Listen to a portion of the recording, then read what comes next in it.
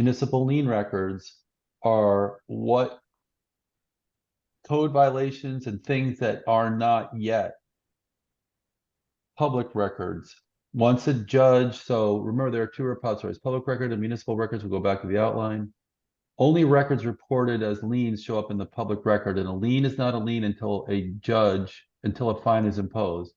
And a fine is not imposed until that issue has lingered for a while and a judge or special magistrate holds a hearing, gives an order, and the order is recorded.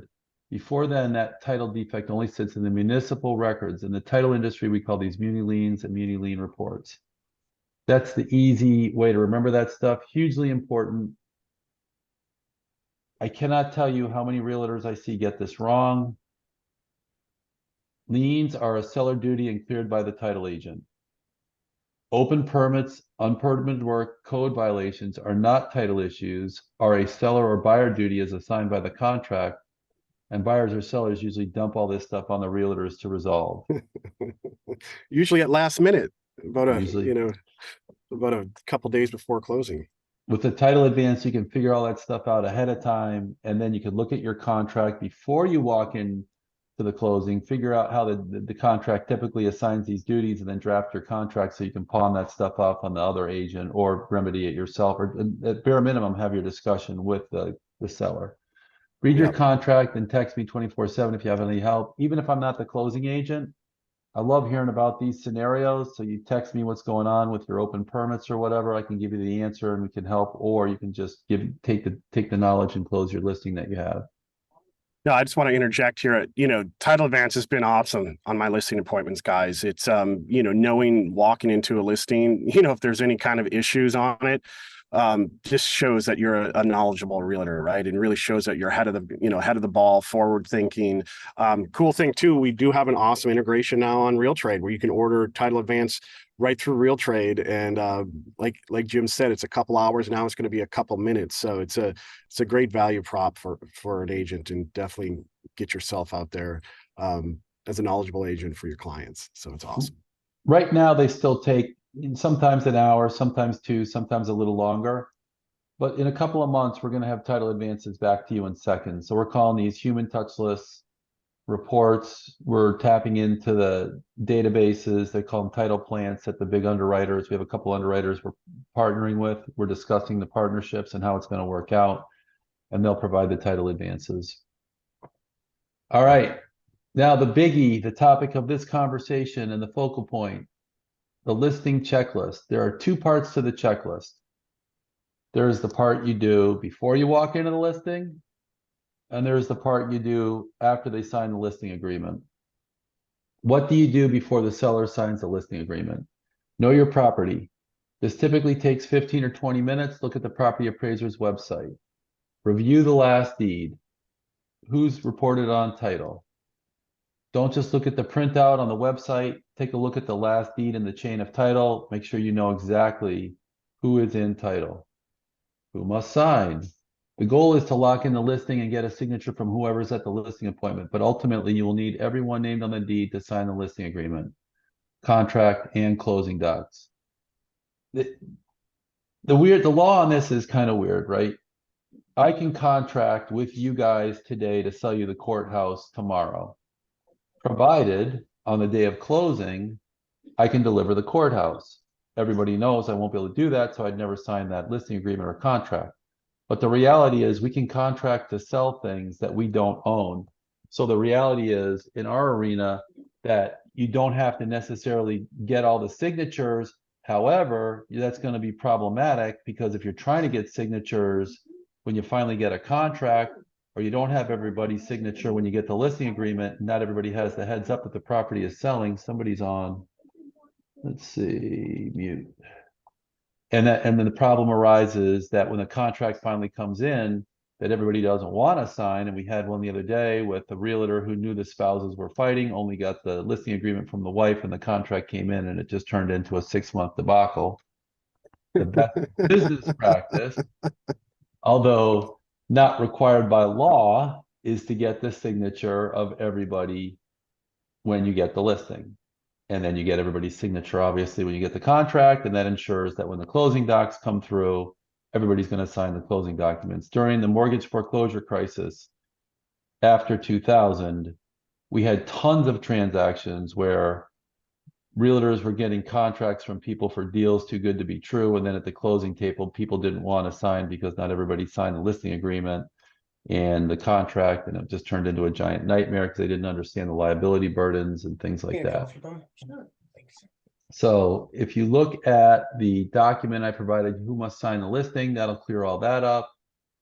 Here's a general outline of everybody who must sign. So you've got the listing agreement.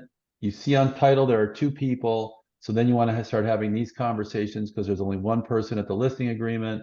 Are they married? The not person present will have to sign the contract if it's the homestead of either spouse and the divorce is not final yet. I can't believe how often this issue comes up. Corporate entities, very complicated. Suffice it to say, if it's an LLC, the managers sign. That's depicted on the state Sunbiz website by the abbreviation MGR. If it's not, if they're an owner, they're usually abbreviated as MBR. They're members. Owners don't have to sign. Owners can be managers, but managers aren't always owners. And the state requires that and agency rules require that the managers sign, that the members don't have to sign. You'll see all kinds of people say, but I'm the owner. Right, but your mother, I had one just the other day. The owner was the mother and the son was the manager. No, vice versa. The owner was the son and the manager was the mother, and the seller insisted the son sign all the agreements, but the reality was the manager was the mother and she was the one who had to sign. So they had to refile the entity last minute. If it's an Inc. or a corporation, you only need the single signature of the president, vice president, secretary, or treasurer. Directors don't bind the company. Shareholders don't bind the company. Members don't bind the company. Generally speaking, shareholders, members, and directors cannot bind companies, although they may insist they can. So you want to get the one signature of the president, vice president, secretary, or treasurer. Best practice is always to get the president. Trusts. Ultimately, the seller will have to give the title agent a copy of the trust or key pages in the trust. Set expectations early. After they have signed the listing agreement, tell the seller this. I can't tell you how many times this has stalled events or even killed transactions. Stalled transactions or even killed transactions because expectations weren't set properly. By the time it got to title, then the discussion was being had about the trust. And we had one the other day where the seller refused to sign. Now, that was a clear indication that there was nefarious activity. We had a seller who insisted they were the trustee, and for some reason they thought they were going to get all the way to the closing table and receive money without disclosing the actual trust agreements. And when what got to our desk, it had already been in negotiation and between the agents forever, and people were making plans and moving trucks and everything else, and the seller was kicking and screaming all the way to the closing, and they wouldn't get us the trust documents, and we couldn't close because nobody knew who could sign. So peeling back the onion layers on that one a little bit, it was clear that the seller who listed the property didn't have capacity to sell the property. Land trusts, another more exotic trust, almost never identify a trustee. Get a copy of the listing. Get a copy of the trust at the listing appointment if possible. Obviously, you don't want to make this a hill to die on, but if you can do it and set expectations properly early on, it's easier. Partnerships, limited partnerships and more exotic partnerships or other entities, get the signature of whomever you have at the table and give me a text, send me a text. A lot of these entities are not going to be listed in Sunbiz. They're harder to figure out who has capacity. If you text me, we can figure out what the answer is. I wish there was a shortcut. Sometimes the limited partnerships and things like that. Well, some limited partnerships are going to be filed at Sunbiz. But like I said, bottom line, get the signature, send me a text, and we'll figure out who actually has to sign. Next thing, check your title advance for mortgages, liens, encumbrances, open permits, code violations, and all those nasty MB Realty perpetual listing agreements. Know your property use. Oh, I'm sorry. The next thing is know your property use. It's easy to understand and listed on the property appraiser's page. Don't list as a duplex if the property use code says single family. If you scroll down the property appraiser's website, you're going to see the property information, deeds, structural information, and then below the structural information, you're going to see the property use codes. It takes 2 seconds. We had a transaction. It wasn't closing in our office. I don't remember how it came up. The property was listed as a 3-family. It was clearly used as a 3-family. Both the selling agent and the buying agent were asleep at the wheel. It was headed for the closing table.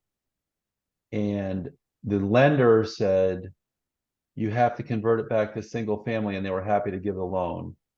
The seller didn't want to spend any money on it.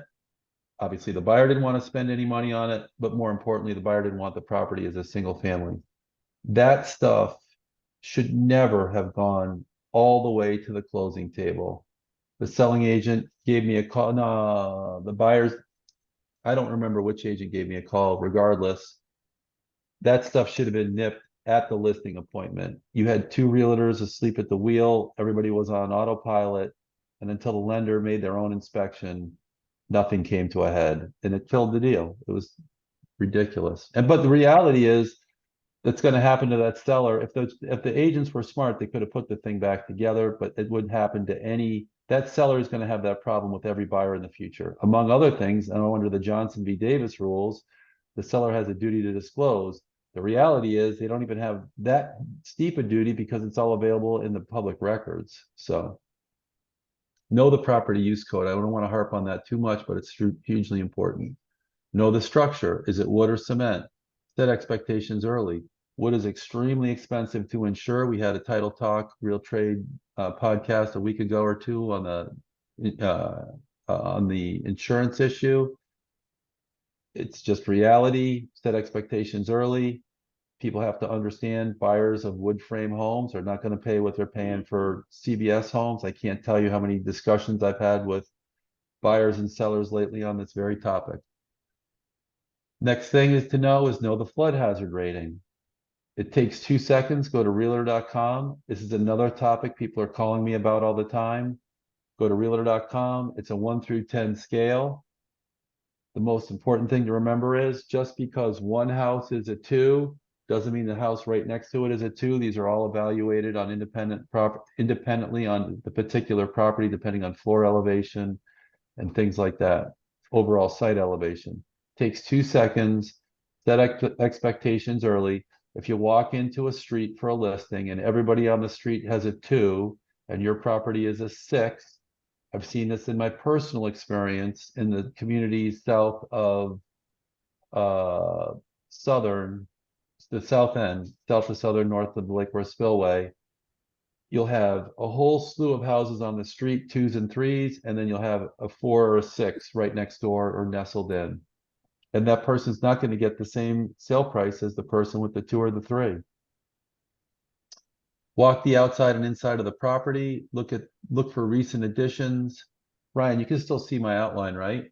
Yeah, looks great, Yeah. Jim.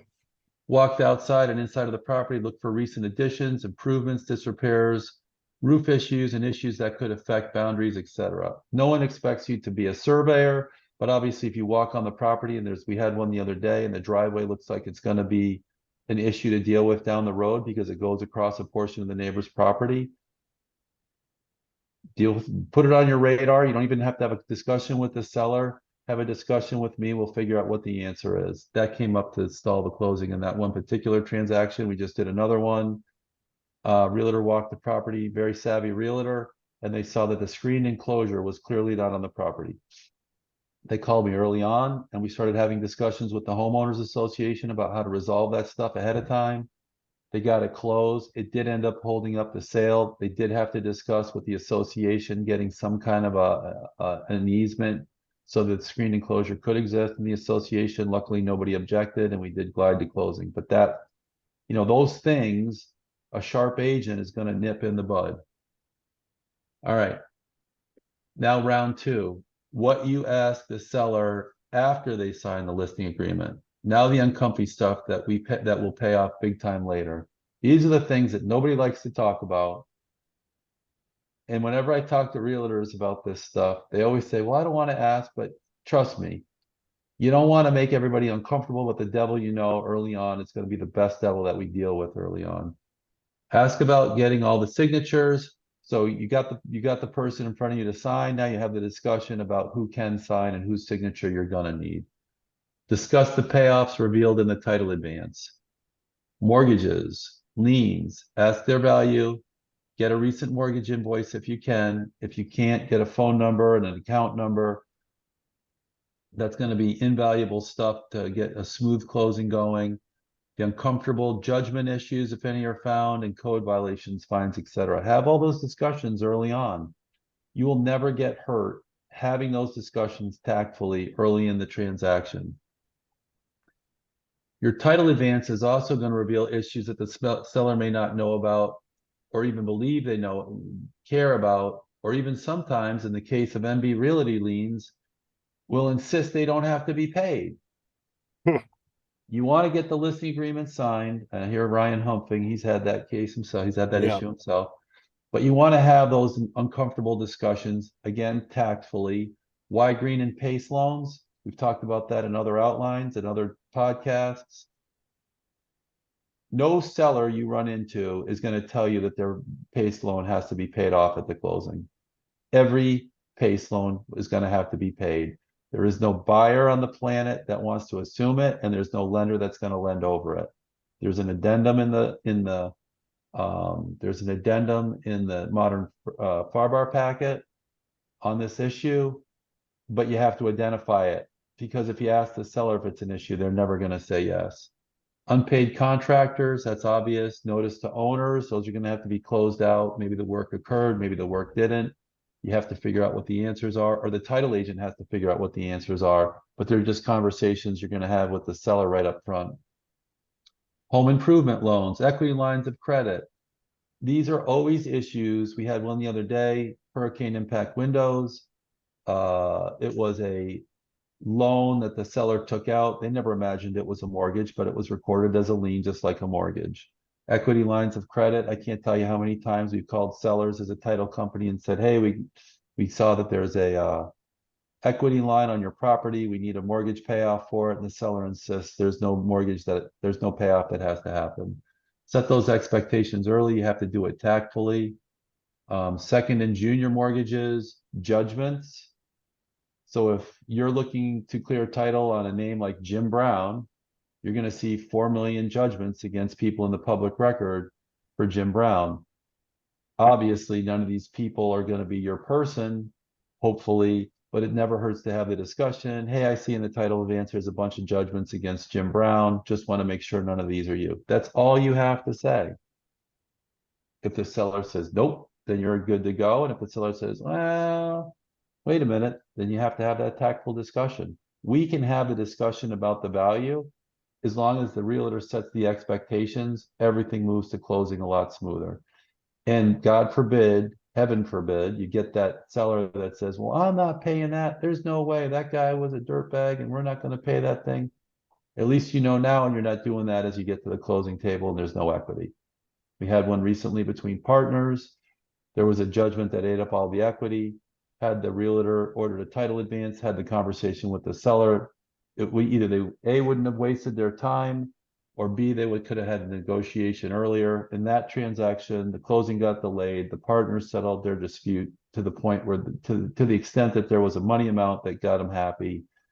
And then the one partner that was named as the defendant, who was also the seller, came up with an amount and they closed. Very difficult conversations to have. We don't expect you to have them, but just set expectations if you find the issues. Does that make sense, you guys? You don't have Good, to, Jim. yeah, you don't have to have the tough discussions. You just have to let them know that these are issues. Again, Federico, you have a question. Yeah, I'm not familiar with PACE loans on why green. Okay, so PACE loans and Y green loans are loans typically in this scenario. Somebody canvasses your property, they find houses with a lot of disrepair. They knock on the door. You frequently have older, this isn't every time, but this is frequently what's happening. We're seeing more and more young people tap into them also. An aggressive salesperson knocks on the door and they tell you about the loan program. They tell you they're going to put windows in your house, for example, and you're not going to pay for the windows in monthly installments, the window payment is going to simply be tacked onto your tax payment. And when you pay your taxes, your tax bill is going to go up for the window payment. It's stretched out over long periods of time. Sometimes the payments are relatively small. The problem with it is the seller, the loan seller always tells the homeowner they're assumable. The reality is no buyer wants to assume. The reality is threefold. First, there's an addendum in the contract, so you want to readily call out the presence of a Y green or a PACE loan so that you're representing the house properly. Second thing is sellers always think they're assumable and they're not, and no party with a loan lender is ever gonna, I'm sorry, they are assumable, but no buyer is gonna pay for the thing. No buyer wants to take on another loan. They're paying $535,000 for the house. They don't want to pay $535 plus a loan payment for the windows. That's even if it's rolled into the taxes. They're going to kick and scream. The third thing is the lender for the buyer, they never allow the thing to roll into the new loan. So identify them early on, have the conversation. They're tough to find. They're listed in title. Lots of savvy agents miss them looking through the property, the tax collector's records, but they're clearly revealed in a title advance. Thank you. I'm glad that I asked. Cool.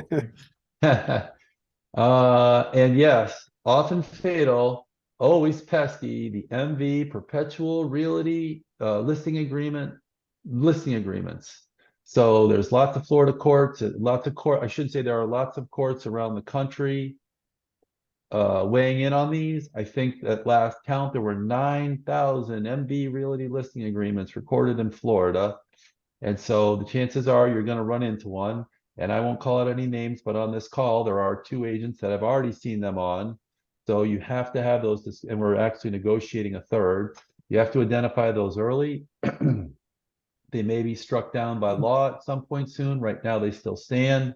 So if you have to have the conversation. Let me just chime in on this one. This is, I mean, if there's any reason, guys, to do a title advance, like I said, there's 9,000 of these MV Realty, liens out there on these on properties that you're out there trying to get listing agreements. I'm telling you, I've lost thousands of dollars. I didn't know about it until we got, like I said, a week before closing. I tried to negotiate with MV Realty because I had the listing and it ended up costing me like $3,000. They basically had to get paid at closing, and I had to cut my commission because the deal was real thin. And the seller didn't want to bring any money to the table. Can you imagine that? That's how thin the deal was. And there's like one reason to get a title advance. That's it.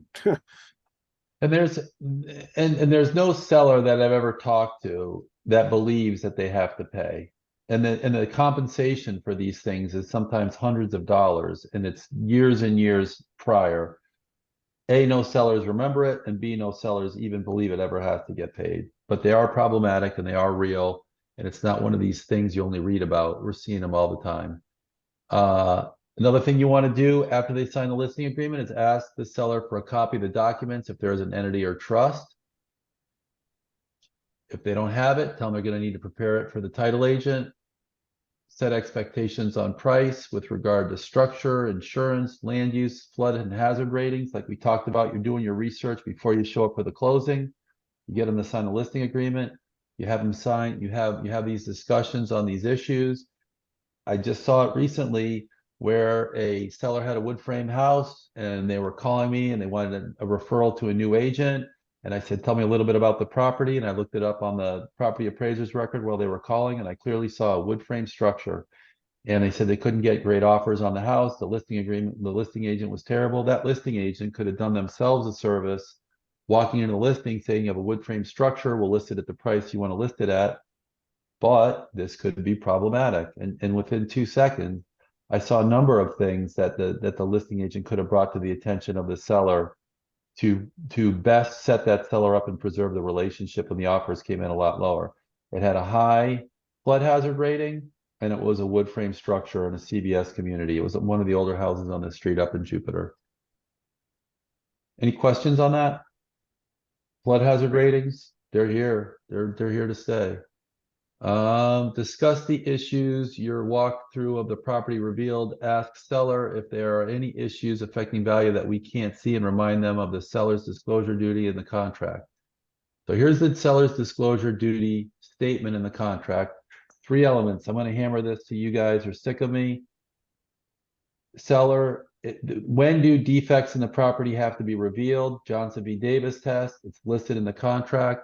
First of all, the seller knows of no facts that materially affect value. So if the seller has knowledge and it materially affects value, then they have to disclose it if it's not readily observable. So if it's not readily observable, it materially affects value, and the seller has knowledge. The test is in the contract. If those 3 things are present, the seller has to reveal it to the buyer. And if the seller says, we're not going to reveal it and you're not going to reveal it, then you say you got to find another listing agent. I can't, we see transactions that cancel during the inspection period. And the smart agent says, hey, we're going to have to disclose this to future buyers. It's already in an inspection report. We can't bury it under the rug. We might as well deal with it with this buyer and close this deal, because just going on to another buyer doesn't solve the problem. This stuff doesn't go away, and now it's memorialized. Ask if the improvements were done with permits. So when you're walking through the property, you see those windows, you see that addition, you see whatever, it all looks new. You ask if they were done with permits, and you remind them, use the contract. The contract is your friend, right? The seller's disclosure rule is right there. It's in the contract. Line 250.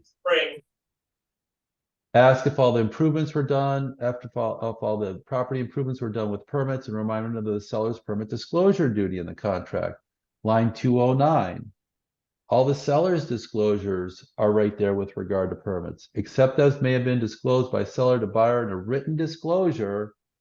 Seller does not know of any improvements made to the property which were made without required permits or made pursuant to permits which have not been properly closed or otherwise disposed of pursuant to 55379.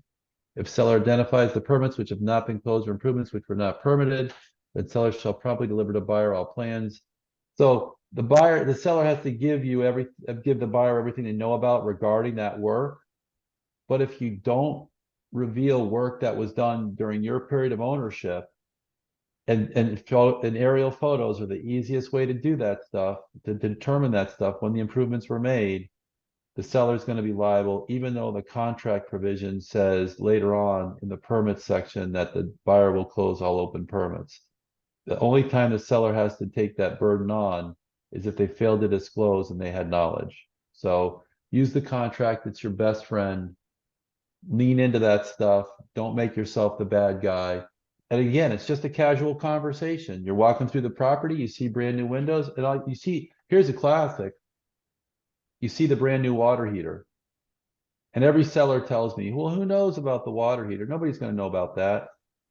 The good buyer's inspector has an iPad. It's strapped to their hand. They're walking through the property. They go to the West Palm Beach construction services website. They look through the list of recently permitted items. They don't find a water heater and they put it in their report. It sounds stupid, but it's just an obvious. 5 years ago, this stuff never happened, and now it happens all the time. Be keen and look for things that don't fit, right? So here's where your spidey senses and your experience come in, but I'm going to try to give you guys some shortcuts. Look for things that don't fit. Older couple, rundown home, brand new high quality hurricane windows. Think Pace and Y Green loans. You're walking past the mantle.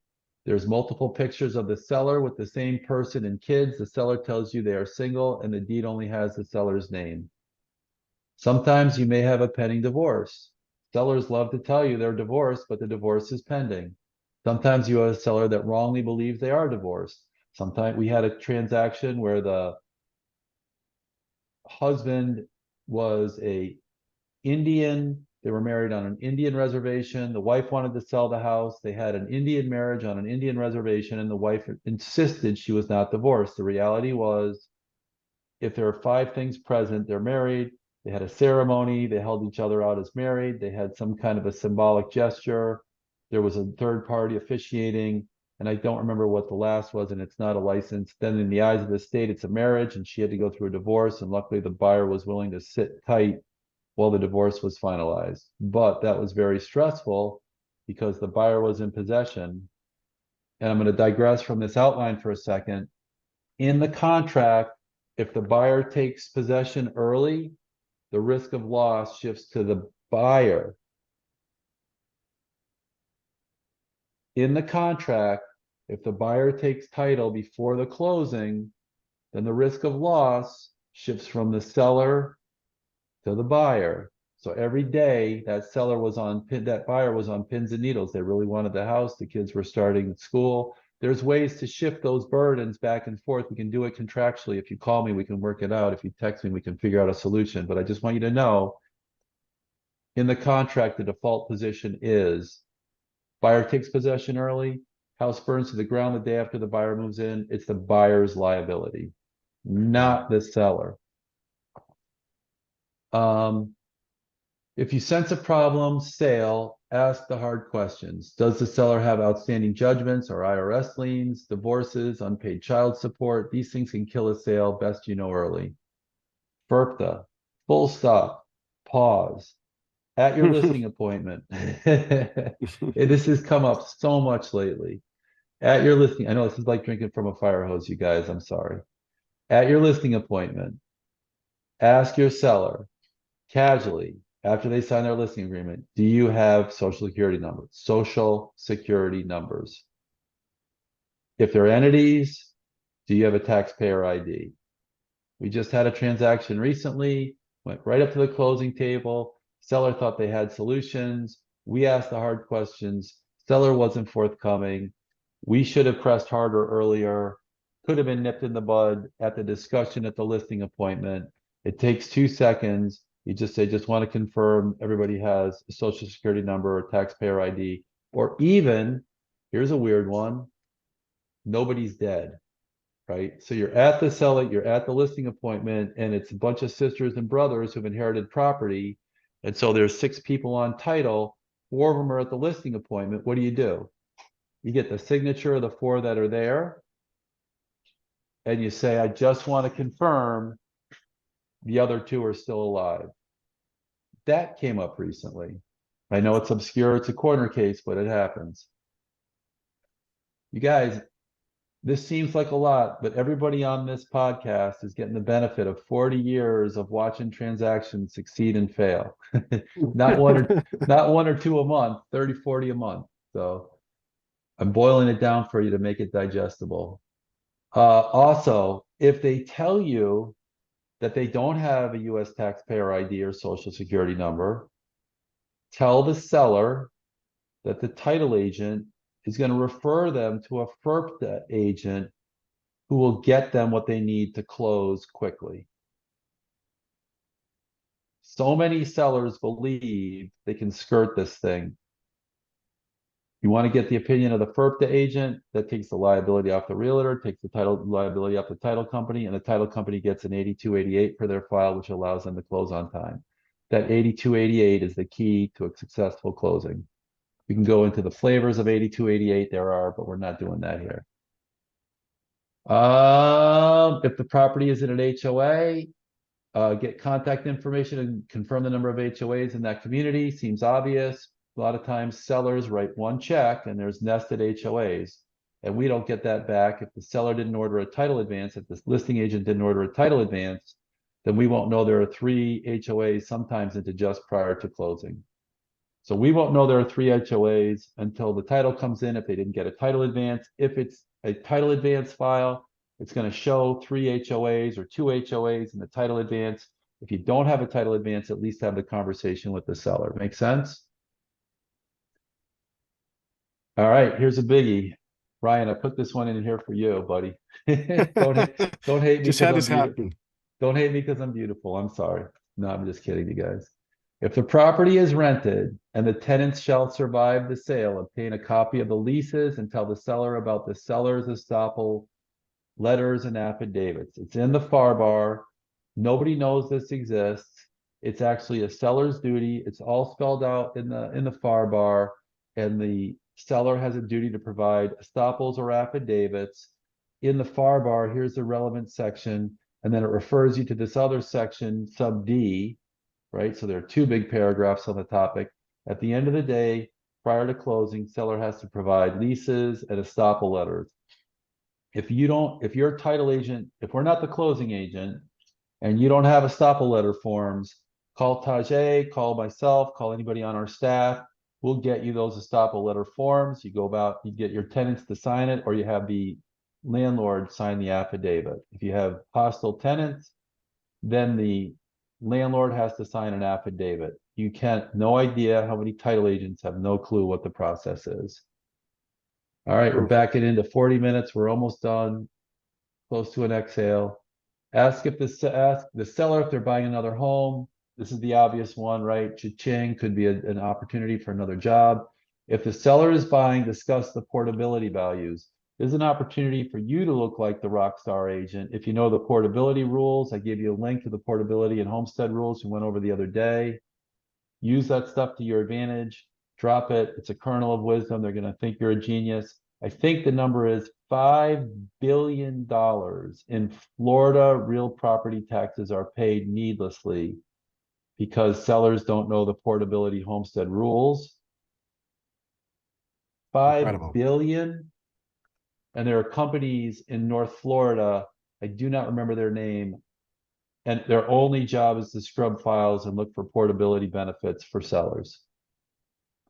Does a seller need a contingency for a purchase of a new home?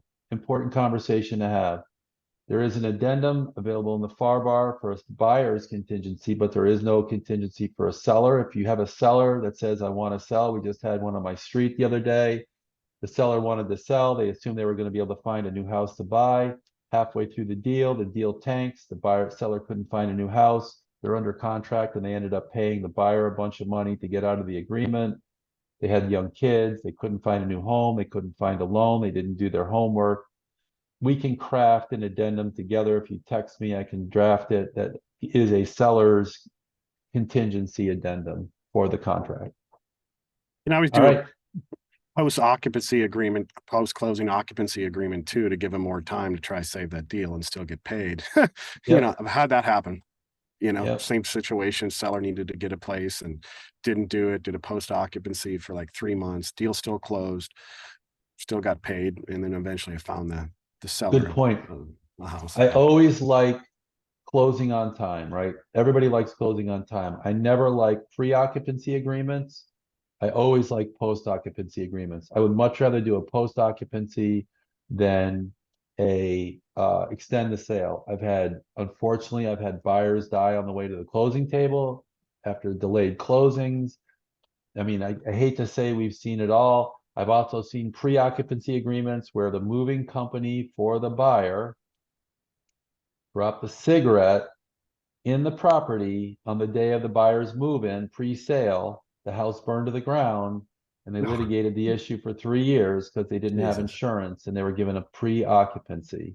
I never liked I saw one the other day where the buyer wanted to just move some stuff into the garage. And moving some stuff into the garage, they damaged the house and everybody got tweaked out, and the buyer insisted the damage was there beforehand and the seller insisted it was the buyer's damage. Pre-occupancy, in my opinion, almost never, but that's I like conservative, predictable transactions. I agree with that too, Jim. Drafting tip. This is just a bonus. If you are drafting or if you're reviewing for the seller to tight closing contracts, make sure the loan approval period does not extend past the closing date or lands too close to the closing date. This always creates confusion. It's not illegal, it's not unlawful, it's not improper. It just creates another dialogue point, right? So our goal is to draft the contract, conduct a transaction that has the least collateral communication so we can get to the closing table quick. Anybody have any questions? Nice to see some new names in the mix. Love it. You guys have access to me 24/7. Ryan, you have any parting thoughts? I think I pretty much. This is really good, Jim. And like I said, the beginning here, it's getting very competitive out there as agents. I see it in myself as boots on the ground, and having this info now and these tools, especially free tools, you know, with the title advance, the seller net sheet, I mean, you're going to become equipped into those listing appointments and really be able to nail them. And I'm using them all the time. Also wanted to just give a quick shout out here to RealTrade. Okay. I'm the founder, CEO of RealTrade's online marketplace and social media platform for real estate. We have amazing tools there. We have integrations with Title Advance and new Path Title to get your questions answered quickly there and order title advances on the platform. Cool thing is, guys, if you haven't created a profile in there, it's free, doesn't cost anything, and you actually own your listings on RealTrade. So it's one of the best chance to own a double dip. Buyers and sellers can contact you directly. I had an agent about a week and a half ago call me and say, Ryan, I got a direct deal from RealTrade. Thank you. You know, he made about an extra 12 grand. So check that out. We're here to add value. Love doing the webinar with Jim. And as Jim says, one of his favorite sayings, iron sharpens iron, right? We learn from each other. We share this information. We all come better as agents and we help our industry. I've gotten some calls from you guys lately, a couple people on the podcast today, and I've used that material that we generated for the answers to have other discussions. And it's just nice because I don't know what's going on in the industry. If you're not contacting me, I welcome anybody to contact me. Via text is the best, and we'll figure out what's going on. But I also want to send some props down the road to RealTrade. RealTrade's an amazing tool, right? Everybody wants to pick your pocket for their benefit in this industry. It's amazing to me, and I'm going to get a little emotionally invested here, that the multiple listing service sold out to all these other services that charge you to participate in their platforms. You work hard, you get the listing, you post a listing, and then you get fleeced by these other platforms to get your listings shown to new people, new buyers, new sellers. It infuriates me. RealTrade to me is the future. It's bulletproof. It's the future, and it's the best shot at the double dip. And I can't stress enough how much I believe in Ryan's product. Wow, thanks, Jim. Believing too. I like it. Man. I'm gonna tell you something. The software that Jim uses, Title Leap at his closings, it's a game changer. It's like a contract coordinator. I use it all the time. I was actually on this morning communicating with the closing officers, and yeah, it's literally like a contract coordinator. It's free. All your drop dead dates, as your file goes through closing, it's all right up there in a beautiful setting right on the website, so you can see your contract towards closing, and there's no surprises. So thanks, Ryan. check that out. Awesome. All right, you guys, this has been fun. 47 minutes into it. My goal is to keep it well under an hour. If you have any questions, you can text me 24/7. If you have any questions, I'd be happy to hang out after everybody leaves and answer them. Or if you think it's relevant for everybody, we can answer them right now. And as always, if you have stuff you want to talk about for future podcasts, text it to me and we'll get it out there. Oh, I just remembered. I owe somebody on the podcast whose name I wrote down the personality type outline. So several agents have brought up to me, I have all this great information, but it seems like I'm firing bullets at a brick wall. Sellers don't listen. So there's four or five personality types and ways to communicate to those people that are effective. And it's not necessarily legal, but it'll definitely help you in your sales game. And I'll bring that to you guys, and I'll make an outline of it at one of the upcoming shows. Awesome. All right. Cool, man, you guys. All right, guys. Till next time. Good luck out there. Happy sales. Let's get some deals done. Yeah, man. All right. so much. All right. Bye.